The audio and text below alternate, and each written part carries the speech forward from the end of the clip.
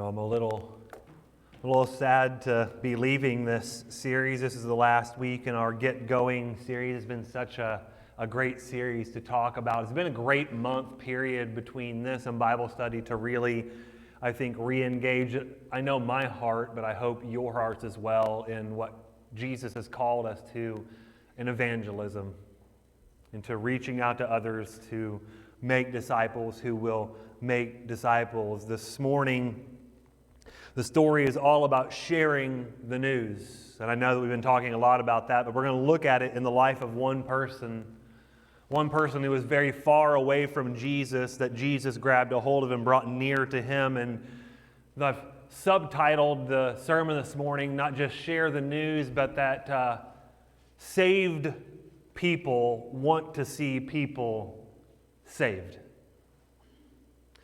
And I love that, but because I think it really speaks to the heart of what we've been talking about. I think it speaks to the heart of our Father. I think it should speak to our hearts. I think it's a test, if you will, to allow us to know if we truly get what the gospel is about, if we truly understand our own salvation. Is that are we saved people who want to see people saved? Just a cute little story. I was sitting out there during worship time and we sang that first song, You're the Reason, and Brylan looked up to me and she goes, I really like that song, Daddy. I said, I do too. I love it. He is the reason that we sing. He is the reason that we live. He is the reason that we do anything that we do. The year was 2002, and in that year, then general manager of the Oakland A's, Billy Beane, tried an approach to putting together a team that had never been tried before. It was a bold move, to be sure.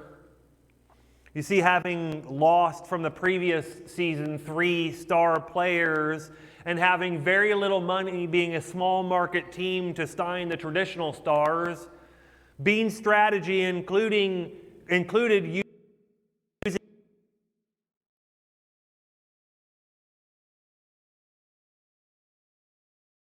categories of players that most people would forget about and not want anything to do with.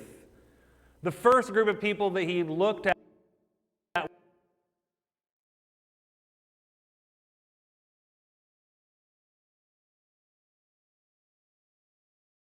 too long, and they really hadn't done anything. They haven't really produced much at all. And the second group were just simply those players that got overlooked because people thought that they were just not skilled enough. And really, Billy Beane did back in 2002 what really drives baseball today, and that is the concept of analytics, all right? And we're going to look deep into the stats. We're going to look deep into the lives and the talent pool of people, and we're going to try to find the people that no one else would pick. And wouldn't you know it, this crew of ragtag, bad news bears players was later made into the Hollywood hit Moneyball. That's what Moneyball is all about, the 2002 Oakland Athletics, and particularly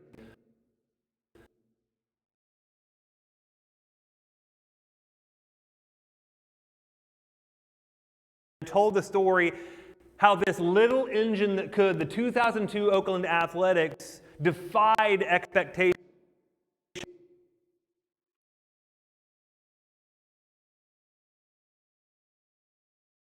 Which, for some of you, are like, okay, that's great. That's pretty impressive, especially in baseball. To go on a 20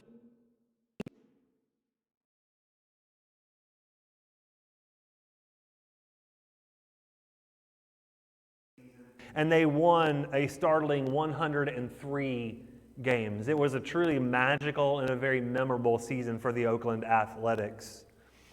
And you know, if you're a person, or for any person who watches sports for even a short period of time, you understand and you come to understand that a coach or a general manager or someone who is overseeing a team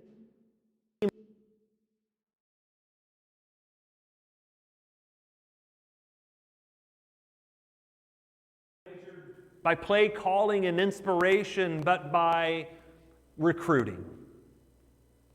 It's an often overlooked aspect of sports, but putting the team together is the most important thing, one of the most important things of any great coach or any general managers. Those who are part of any organization or an organism like the church understands that the health of the mission is built on the presence of the right culture.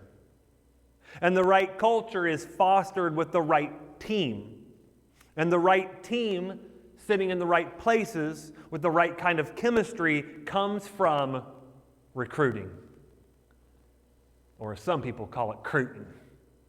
We're out there cruiting. Putting the right players together. I know that may seem really cold and sort of insensitive when we think about the church, but it's the truth, isn't it, right? Any great leadership team put together, or any group of people put together, although we may not always choose the people and the players, putting them together in the right way, which is what Billy Beane did with the Oakland Athletics, is sometimes everything. Which is what makes this story this morning that we're going to read. Ethan already read it, and I appreciate it, but we're going to read that again.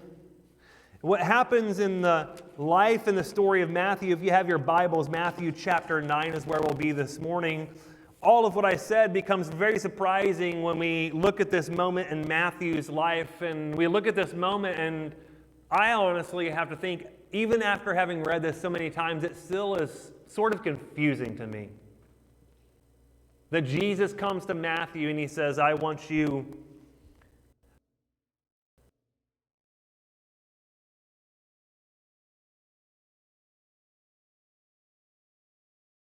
and we'll find out why I find this and why you should find this so confusing. Matthew chapter 9, again, beginning at verse 9, as Jesus was walking along, he saw a man named Matthew. Other gospel writers would give him the name Levi. Levi was his Jewish name. Oftentimes people in this culture had two names. They had a Jewish name and they had a Greek name. Matthew was his Greek name, and it seems for whatever reason, Matthew, in writing this gospel, this is the gospel that he penned, he wants to identify himself strictly as Matthew, not Levi. It says, Matthew was sitting at his tax collector's booth. Now, you will remember at the very beginning of the year, we talked about another tax collector, didn't we? What was his name? Zacchaeus, and he was a wee little man. So it seems like tax collectors keep popping up over and over again in this story and in the ministry of Jesus. But here's what gets really confusing and what gets very surprising is Jesus walking along and he sees Matthew sitting there at that booth, and he says, of all things that he could say in that moment, he didn't say, Matthew, you horrible, evil, greedy little guy, stop taking money from your own people. What does he say? Follow me. Huh? Follow me, and not just follow me, be my disciple. Come alongside me. Be a learner of what I am teaching and what I am doing, and follow and obey that.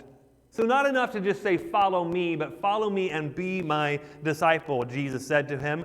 And so Matthew hemmed and hawed around, and he wondered if this was a good idea. No, what does it say he did? He got up and he followed him. I mean, that's a very simple phrase in simple terms, but boy, it's just, there's so much in that little phrase. Follow me, be my disciple. Matthew says, I'm going. And he leaves it. He leaves everything behind.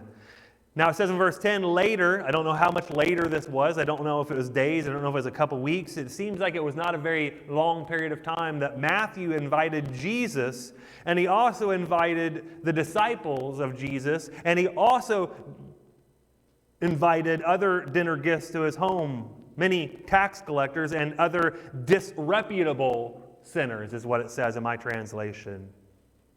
Notorious sinners. But when the Pharisees saw this, they asked his disciples, not even did they address Jesus, why does your teacher eat with such, and again in the New Living Translation it says, scum. That's how they saw people largely.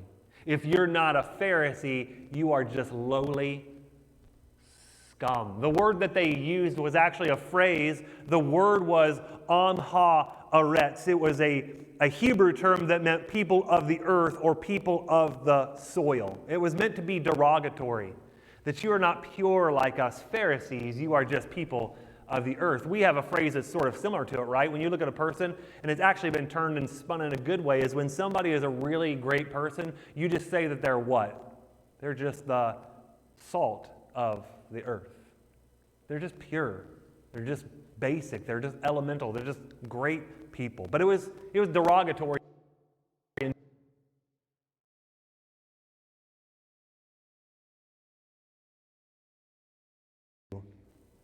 The scum. Now, when Jesus heard this, he said, "Move aside, boys. I'll deal with this." He said, healthy people don't need a doctor. Sick people do. And then he added, go and learn the meaning of this scripture. I want you to show mercy, not offer sacrifices. We'll talk a little bit more about that particular line later. And he says, I have come to call not those who think they are righteous, but I have come to call those who know that they are sinners. And what Jesus is really trying to say in this line is healthy people don't need a doctor. Sick people do is really what? You know, in the grand scheme of things, there's not really such a thing as a healthy person. There are people who think that they're healthy, but they're just as sick and broken and busted as the rest of us.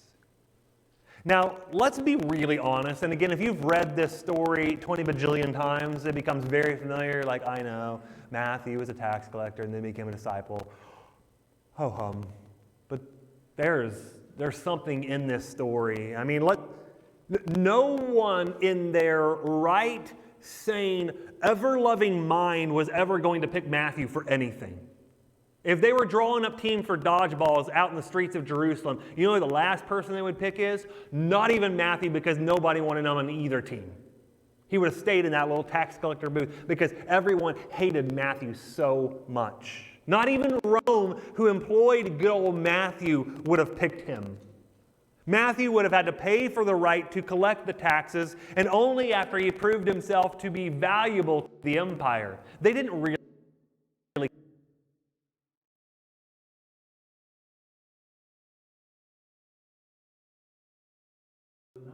and good with money, and so they leveraged that. No one wanted anything to do with Matthew. There were two categories of tax collectors in Jesus' day. The first, the Jews called the Gabbai.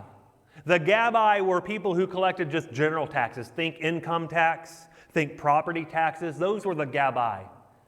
The second type of tax collector was called a Mokes. Mokes collected a wide variety of use taxes. You used that, so you get taxed on it. You did that, so you get taxed on that. Think of it like being duties and customs. All right? Duties and customs have to be paid for things coming into this country and for things to go into other countries. Matthew really is less a tax collector like IRS agent that we often think, and he's more like a customs agent, taxing anything and everything that he can think to tax. In fact, there was a popular story that would say that those who were tax collectors, especially on the lake around Galilee where this story takes place in Capernaum. It was on the Sea of Galilee. The tax collectors, the Mokes, would go out and they would tax the boat that you used to catch the fish. They would tax the net that you used to catch the fish. And then guess what else they would tax? The fish that you caught. They'd get you 3 times over, if not more. There were two kinds of Mokes. There was a great Mokes that hired other people to collect taxes for them, and there were little small tiny Mokes who did their own assessing and did their own collecting, and therefore they were in constant contact with the members of a community. In this case, in Matthew's case, the people of Capernaum. And by the way, I said this when we talked about Zacchaeus, but in the region of Israel, there were 3 main places where tax collectors would set up. This here in Capernaum, one in Jericho, and one in Caesarea on the coast. And so Matthew's in a great place. And we have these two categories of tax collectors. The Gabbai were despised by the people. The great Moches, who sent others out to collect their taxes, were even more despised. But the small Moches were despised the most. My friends, Matthew was among those who were most despised. He was a small Moches. In fact, it's believed, and we'll talk about this here in just a minute, that Matthew strategically put his tax collecting booth on a road that was known as the Via Maris. It was that stood for the way of the sea. It was a major trade route from people going from Egypt up to Babylon and back. It was a major trade route. It was a major route that everybody had to go to get from one place, to get from the north to the south and the south to the north. Matthew set it up strategically on this road, but he set it up even more strategically that they believe his tax collecting booth, and this will come into play here in just a minute, his tax collecting booth was put right there on the dock on the Sea of Galilee in Capernaum. You know why, right? He watched with his little beady eyes every time a fisherman would go out there, and he would watch exactly what they would catch, and they brought it in, and he would tax them through their nose. That's how they made their profit. They collected their tax for Rome, and then they would overcharge and get taxed to line their own pockets. Matthew's a smart guy. He's in a strategic location. He knows many people, but guess what? Nobody likes him. By the way, you do understand what I just said, how that impacts and influences when Jesus calls Matthew to be his disciple. If Matthew is most likely at the dock in Capernaum where he taxed the fisherman's catch, do you know who he likely taxed?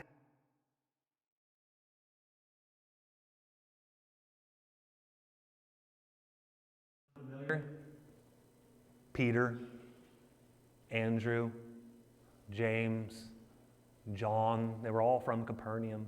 You want to talk about a really awkward scenario when Jesus brings Matthew. He's like, hey, guys, guess what? I got another one. I caught another one. All right, he's going to help us out. Matthew. They're like, we know Matthew. Get him out of here.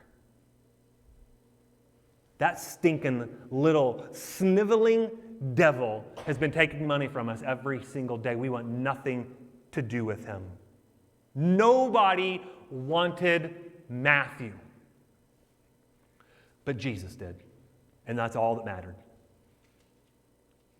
With two simple but life-changing words, he says to Matthew, follow me. And this is what I love about Jesus, and I love about the gospel message. Love what Jesus lived in his ministry. He lived the gospel. And I see this all the time. We see this all the time as we read the Gospels, is that Jesus chooses unlikely people. Jesus constantly, it seems, goes out of his way to choose unlikely disciples, to follow him, to learn from him, to go and to gather other people. And you see when Jesus says here to Matthew, and he says it constantly to many people, when he says, follow me, when you hear the call of God on your life and he says to follow me, it's not a suggestion.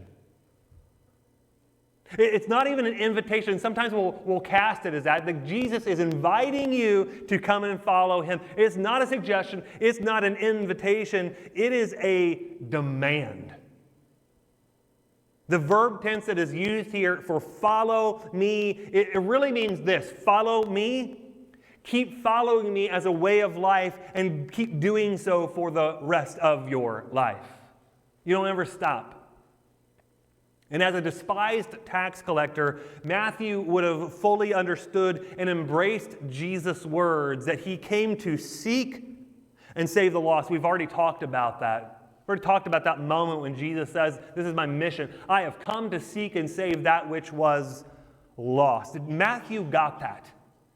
Matthew was as lost as you could possibly get. And I think it's very evident in how Matthew responds, that Matthew knew that. I'm lost. I need a different way in my life. And so he got up and he followed Jesus. One commentator says that Matthew said not a word for his soul was in the speechless surprise of unexpected grace. I believe that's why Matthew doesn't really make much of a fuss. He doesn't really hesitate. He doesn't really mull it over much in his mind. I think he had already made up his mind. There's a lot of debate as to what level of relationship Matthew and Jesus have before this moment. I believe that there's at least some level. I don't believe that Matthew was following him at all. I definitely don't believe that Matthew was following him at all. But I think that Matthew had heard about and possibly even heard Jesus. Guys, we're in Capernaum. This is Jesus' home base for ministry. How in the world could he and Matthew's paths not cross in some way? Is it possible that maybe Matthew was even one of those people in the crowd when Jesus has his Sermon on the Mount and says things like, "Blessed are those who are poor in spirit, for the kingdom of God is theirs"? I believe that Matthew definitely heard about and from Jesus, and I think it broke Matthew's heart. And so he had already made up in his mind, if this guy ever comes calling for me, everything else is loss. Everything that I thought once was gain, I now count loss, as the Apostle Paul would say. Because none of the other gospel accounts record even a suggestion of hesitation or things like, you know what, Jesus, follow you. I will pray about that and then I will get back with you. And not that that's wrong. We should do that. We should think long and hard about things. We should pray about things. But the point is that the call of Jesus on Matthew's life was so crystal clear, he didn't even hesitate or pause for one single moment. Follow me? Yeah, I'll do that. I'll follow you. Luke 5:28, I think I have the passage up here. It says this: "So Levi," and again they use his Jewish name, "Levi got up and left" what? Everything. He left every single thing. What does that really mean? The Greek word there means that he totally abandoned.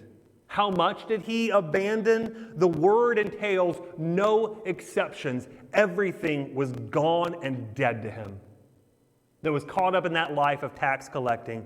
He rose and he began to follow Jesus, is what it says in Luke 5:28, if you keep on reading there. Guys, Matthew, we have to understand this. Just like Zacchaeus that we've already talked about this year, Matthew was likely very, very insanely wealthy. And so when Matthew walks away from his tax collecting booth, he snubbed Rome, number one, and he left a lifetime of potentially great wealth. He was set up for life. He didn't have to think at all about where the next meal was coming from, where his money was. He had money running out of his ears. You know what? When you look at all the disciples, most of the other disciples could always return to fishing, right?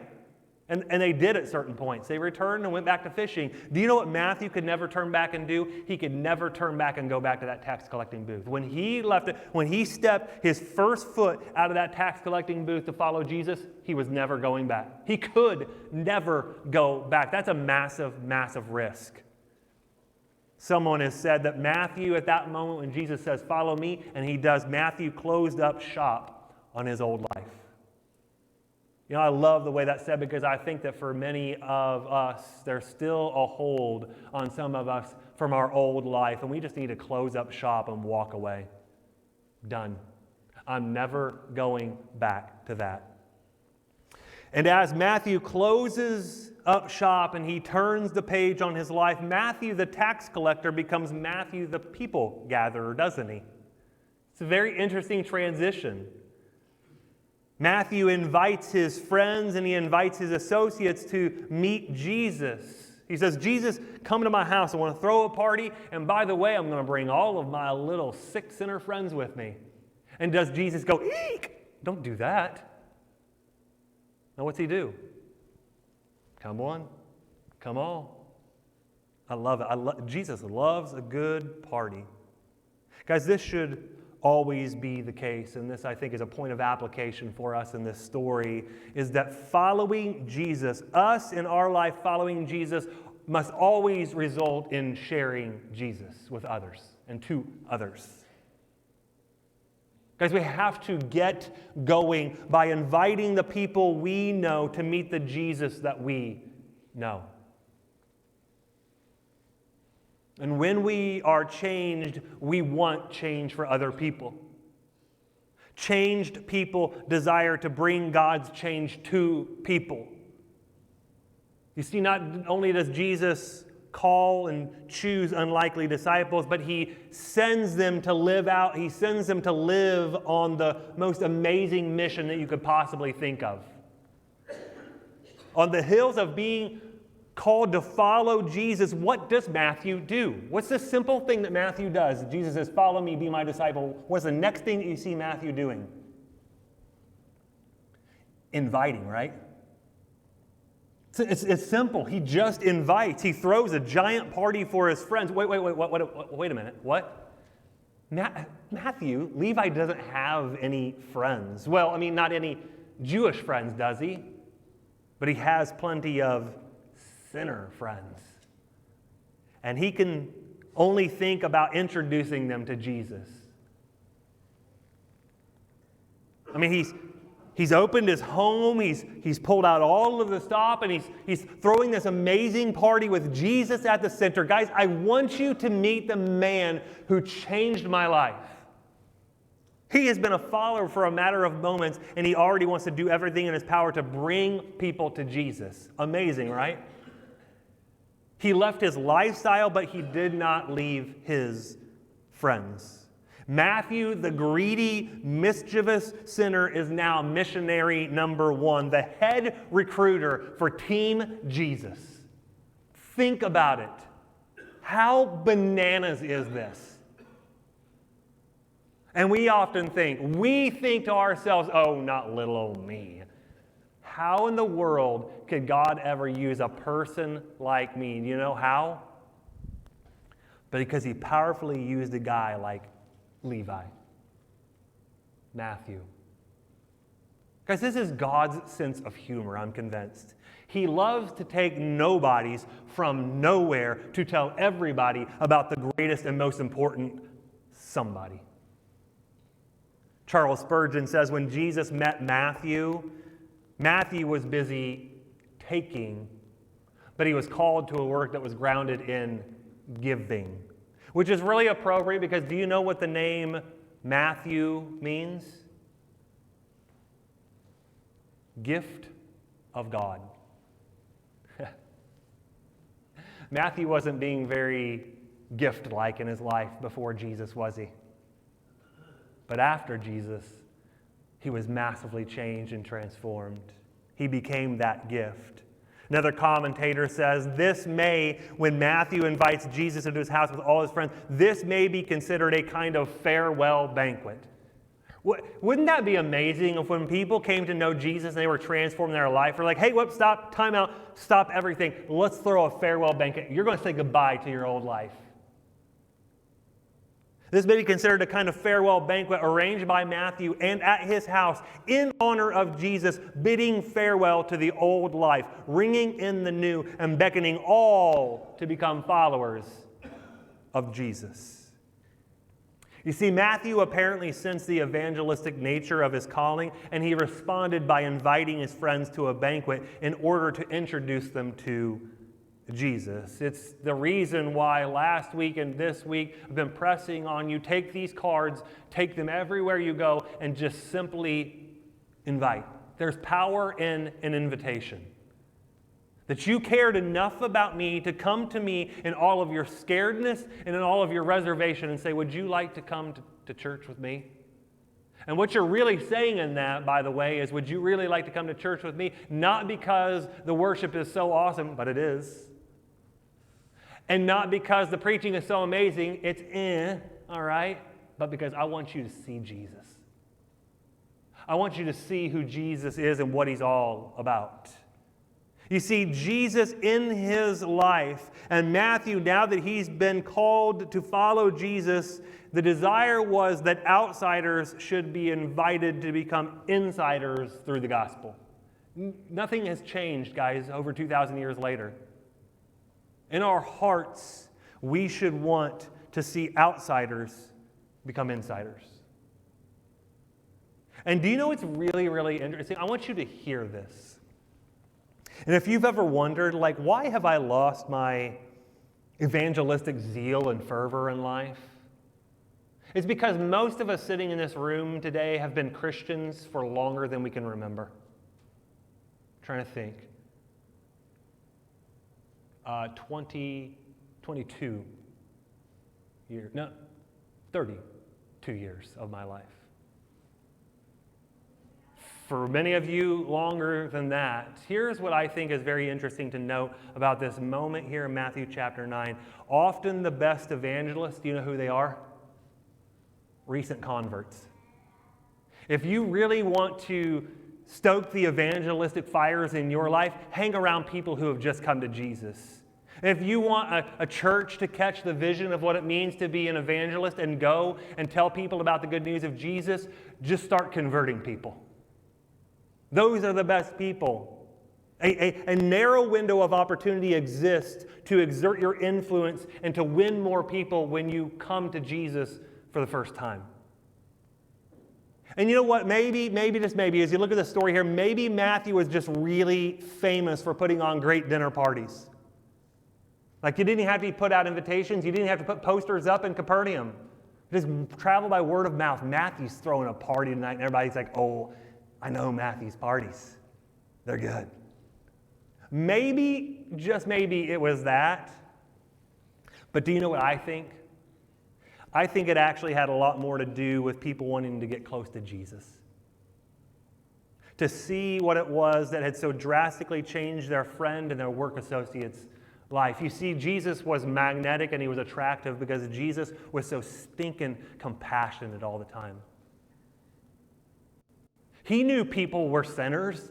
He knew people were broken, and he called that out all the time, but he also wanted people to be done with that. That's why people wanted to be around. He wasn't afraid to be seen with sinners. He wasn't afraid to be eating with sinners. He wasn't afraid to be around sinners. He actually loved it. Matthew, a tax collector here, exposed notorious tax collectors and other known sinners to Jesus. Guys, each of us sitting here this morning, each of us watching, has our own unique sphere of influence. Are you willing to be salty salt? As Jesus would say in Matthew chapter 5. Are you willing to let your light shine? Are you letting your light shine in your life? Have you opened your life like Matthew did to the outcasts of society that you may introduce and you might introduce them to Jesus? And by the way, can I just make a little bit of an observation? How many of you really love to host people in your home? Anybody? Like, I love to be hospitable and host people. Do you know what I've learned? Throwing a dinner party, even for a very small group of people, is very, very expensive. It doesn't come cheap. No offense, and my small groupers know that they help us out, but Crystal and I love to host our small group in our home almost on a weekly basis, and I can't tell you the number of times Crystal looked at me and she said this, like, do you know how expensive this is? And I go, I do. I understand how expensive this is. But I love it. By the way, do you know how expensive it was for Jesus to put a claim on your life and to die for you? Stinking expensive. But you know what? He did it. For the joy that was set before him, he took his life to the cross and he died for this world. It's expensive to throw a dinner. It's even more expensive in this culture in which Matthew is to throw a dinner party. It doesn't matter how rich he is. He's probably got a lot of people who want to come to his house and feast on free food and drink. That's how people are, right? What would you say? Oh, free food? Yeah. Again, Austin, that's why. Free breakfast next week, all right? Free breakfast next week. It just brings people out of the woodwork. But I think more than that, it's a picture of the heart change that has come into Matthew's life. Much like that other tax collector that we already talked about, Zacchaeus. Again, it says in Luke chapter 19, verse 8, when Zacchaeus has his own come to Jesus moment, it says Zacchaeus stood before the Lord and not in some like showy way, but he stood there in all of his brokenness and he said, I will give half my wealth to the poor, Lord. And if I have cheated people on their taxes, I will give them back 4 times as much. He didn't need to do that. It didn't have to be 4 times. But that's what happens when hearts change. We go above and beyond in a ridiculous, lavish way. Before Jesus, Matthew was willing to sell anybody and everybody out to make some extra coin in his life. And now he is spending all of his, not hard-earned money. It wasn't even hard-earned. He just had to sit there and take it. He's spending all of his money to bless other people and to bring them to Jesus. Guys, this is the power of the gospel. This is the true essence of the gospel. And it's working on Matthew in this moment in just a span of a little bit of time. He's reprioritizing his entire life to be a gospel bringer. A bridge between Jesus and other people. And it's not like he's begrudgingly doing this. He has the privilege of doing it. Guys, what would it be like if we lived in such a way that everyone else wanted to peek in and get a glimpse of what's going on, and when they looked into our lives, do you know what they would see there? Jesus. That's all we should ever want in our lives, for people to look at us and just see Jesus.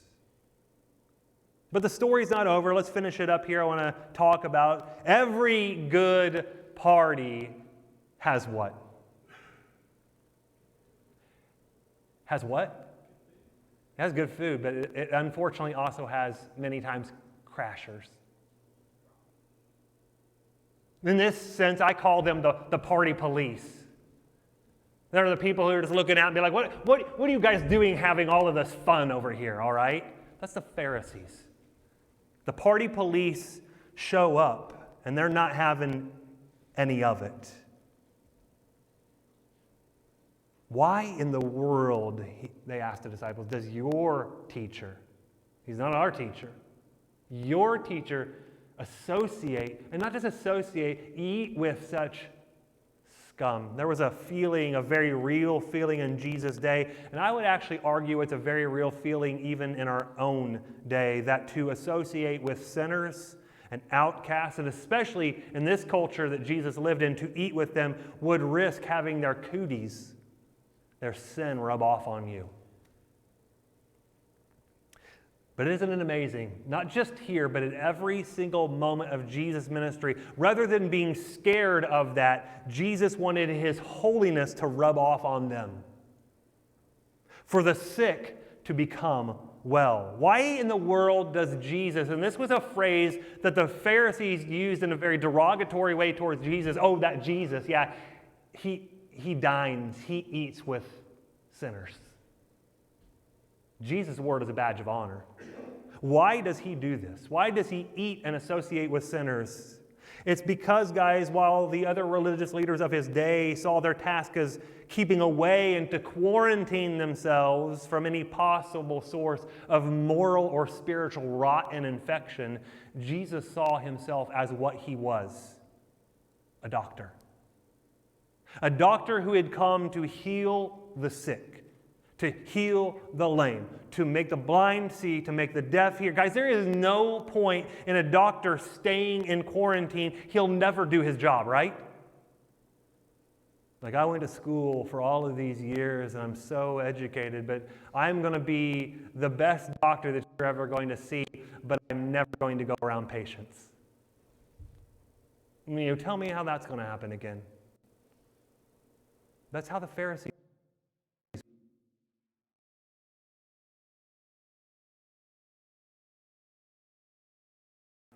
But they could never provide the cure. They were never going to provide the cure. Actually, I believe for some of them they didn't want to give the cure to people. And so we recap what I've said thus far as we go into closing thoughts here is that Jesus picks unlikely people and disciples to send on an amazing, life-changing mission in more ways than one. And he does that, and he sends people, and he sends us in an effort to destroy, tear up, shred man-made categories and perspectives. That's exactly what he's up to here at the end of this story when he responds to the Pharisees, "Why are you eating with such sinners?" You see, the Pharisees were teachers themselves, but the Pharisees had their own teachers. This is how it worked in Jewish society and culture. The Pharisees had teachers who were known as the scribes.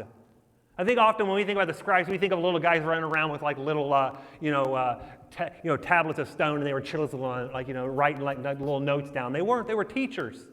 They taught the Pharisees. The Pharisees, in turn, taught other people who wanted to be really morally pure. And so when they asked this question, why does your teacher? It's not out of curiosity that they're asking this question. It's out of condescension. This guy is no teacher at all. But Jesus actually turns the question back on them, and he essentially asks this. I don't think we catch this when he says, I want you to go away, and I want you to learn the meaning of this. I want you to show mercy, not offer sacrifices. It comes from the book of Hosea, chapter 6. What Jesus is really saying is he turns this question and he says,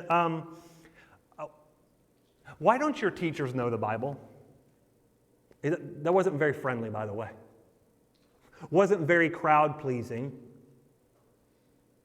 Wasn't very user-friendly. Why don't your teachers know the Bible? That's why he seemingly quotes this obscure passage out of Hosea.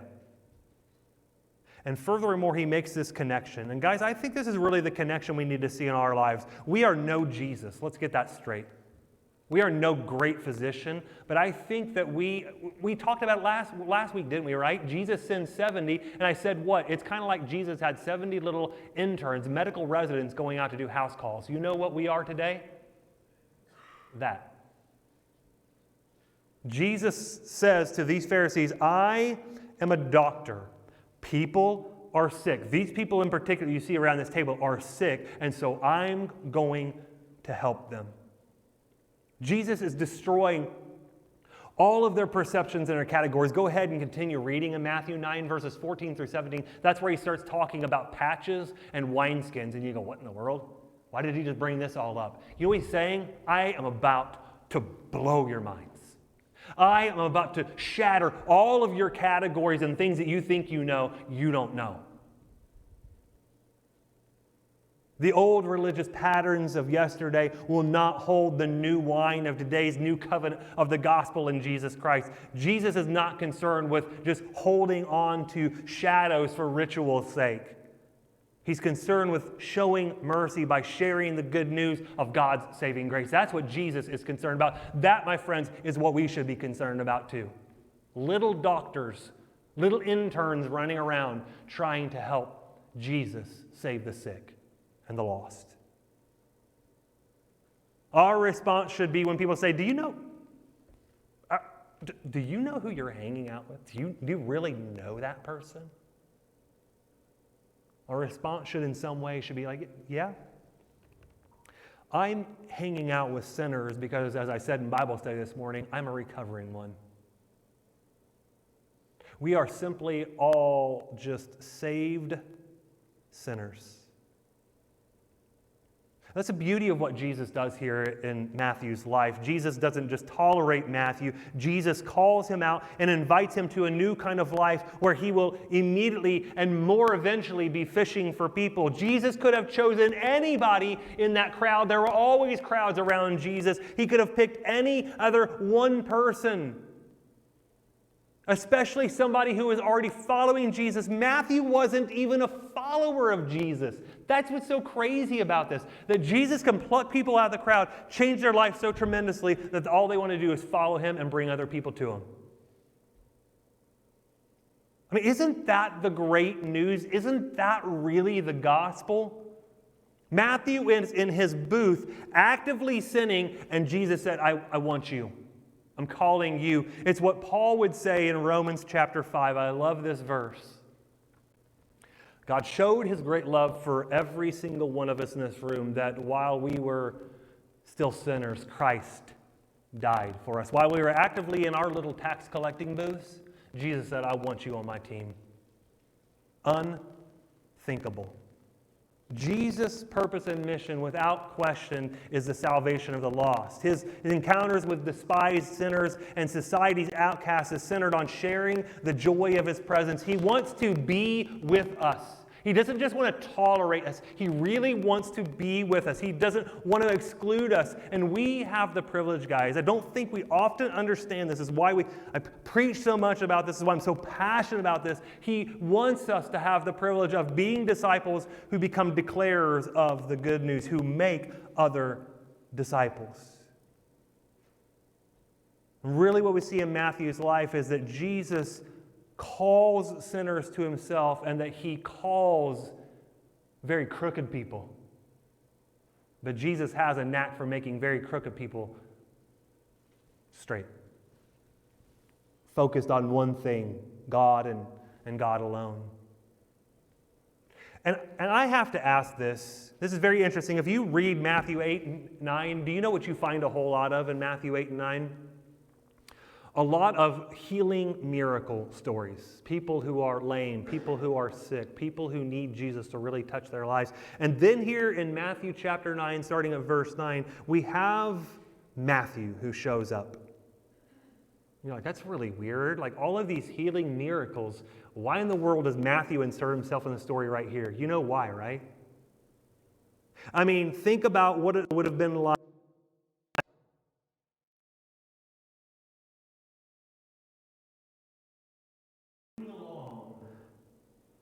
with God's kingdom in his heart and the good news of the gospel, and he comes past your tax collecting booth one day when you are utterly lost and you feel like you have no one on your side, and he says, follow me.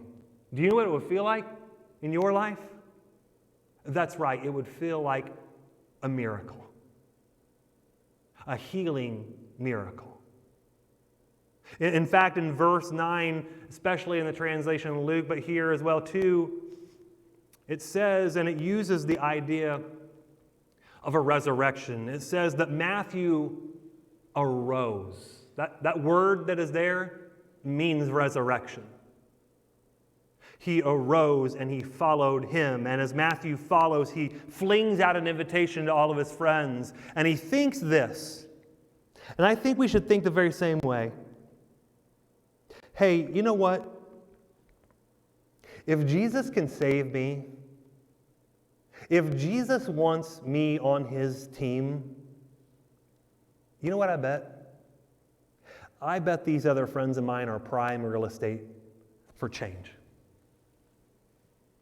I bet if I could have a meal and introduce them to my friend Jesus, they might want to follow Jesus as well. Guys, this is Matthew doing personal evangelism. Matthew's conversion led to his commitment to evangelism. Vance Havner, preacher from long ago, said this: the gospel is not a secret to be hoarded, it is a story to be heralded. And yet some of us are just like, you know what? Me and Jesus, we got this thing going on here. It's all good. We don't hoard it. We put it out there for everybody to see. Guys, the gospel is not for good people or those who think that they're too good. The gospel is for broken people who know that they are broken. Understand that. Some people, you know people like this? Maybe you're married to one, actually. How you doing? Oh, I'm doing great. Really? You don't sound so great. No, I'm fine. I'm good. You've got to believe me on this one. We have a name for people like that, guys. It's called them dead eventually.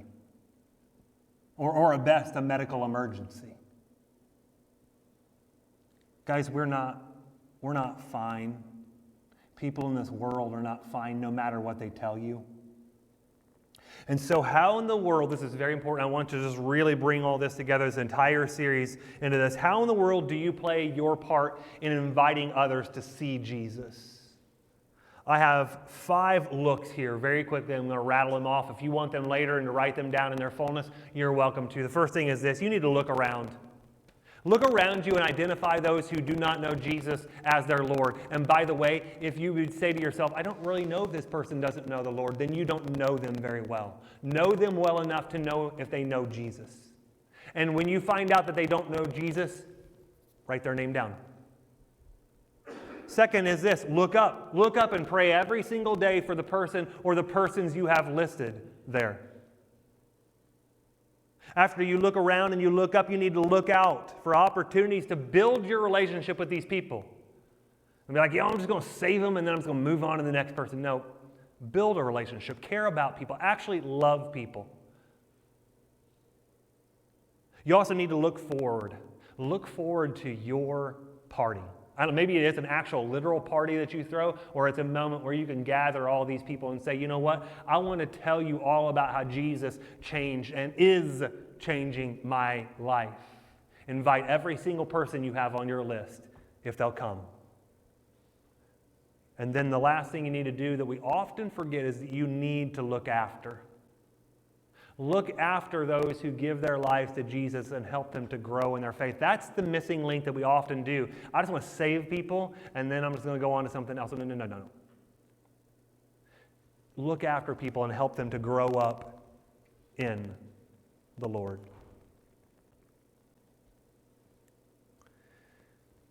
Oliver Cromwell, the famous leader, had a moment when there was a scarcity of precious metals in his country. He had his army come to him and they said, Sir, there is no more gold and there is no more silver to be found in all of the land except the metal statues in the cathedrals. And to that, Oliver Cromwell put it this way, and I think it's a great way to end this series and this morning. Oliver Cromwell said this: melt down those saints and put them back in circulation. Well, friends, may God put us back into circulation. May He melt our hearts. May He melt our lives. May He refine us and make us pliable and get us back into circulation, not as finger pointers like the Pharisees, but as fellow partners with God, calling people back to Christ. I really hope, guys, that this series has been as challenging to you as it has to me, as I have studied and written sermons every single week. This entire month, all the way around, has been a reminder of what we really need to be doing as the church, and that's calling people to Jesus Christ.